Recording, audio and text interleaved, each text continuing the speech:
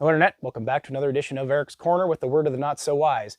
Today I'm going to talk again about car buying. I've kind of done a pretty good handful of videos about cars and buying them and flipping them and even threatened to do some repair how-to videos. Not really my platform, but I get more than 50 followers and this is what you're most interested in. Fantastic. I would generally refer you out to better mechanics and better, more specific channels. But if you want my 2 cents, I'm happy to tear an engine apart for you.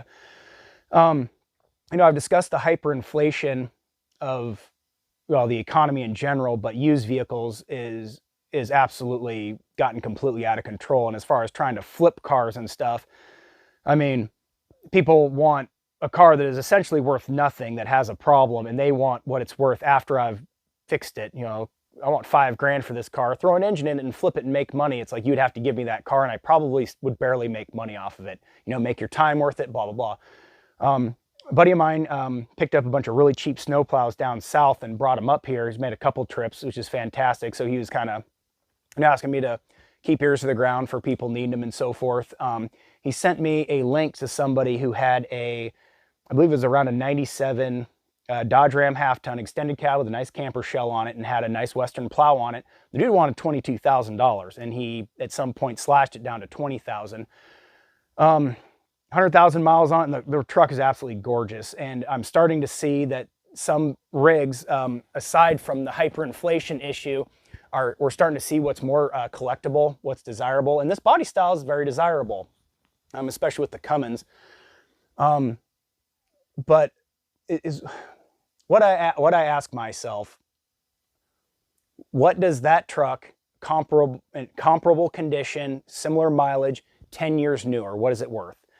And that truck, to me, in that nice a shape to the right person, probably around $9,000, because most trucks that age have 250,000 miles on it. They're beat to shit. Again, up here in Alaska where I'm at, down south, things hold up a little bit better. So I'm talking more in my area. But down south, there's more of them, so the price seems to be driven down a little bit. And I figure an 07, 08 Ram with a Hemi, a generation newer, upgraded engine. Hemi's much more powerful. You get the 4 regular crew cab opening doors versus the suicide door maybe on one side.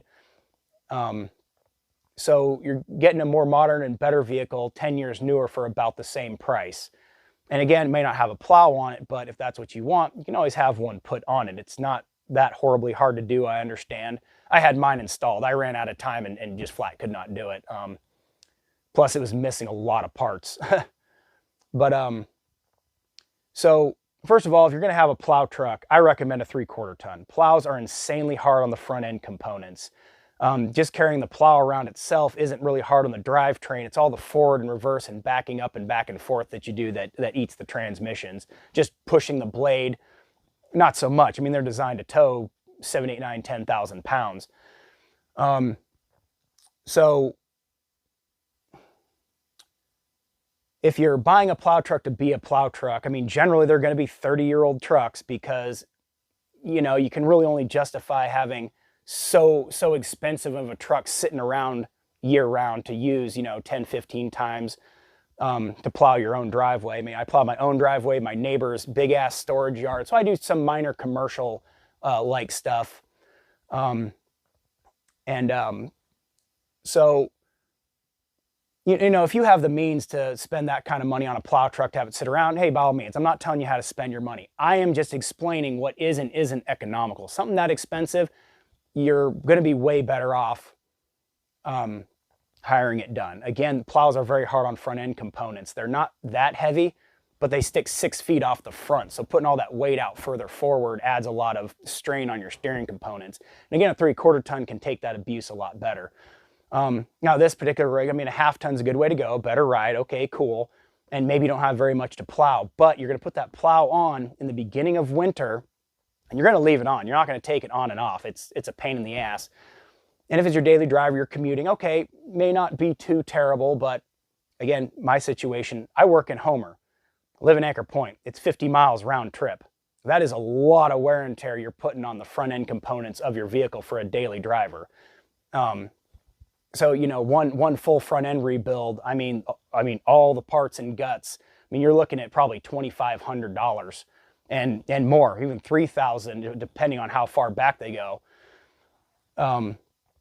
So this setup to me, I feel like is worth about 12,000 bucks. And if you're gonna, again, if you need a plow truck, buy the truck you want and then have a plow put on it.